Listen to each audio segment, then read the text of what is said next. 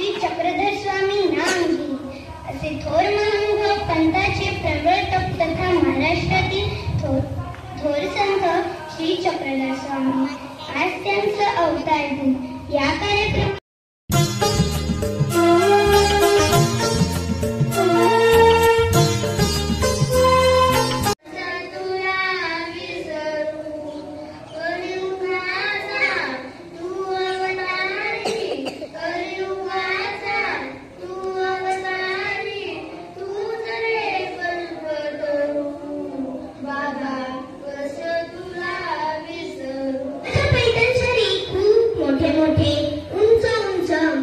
असे गोदावरी नदी 12 महिने वाहत असे।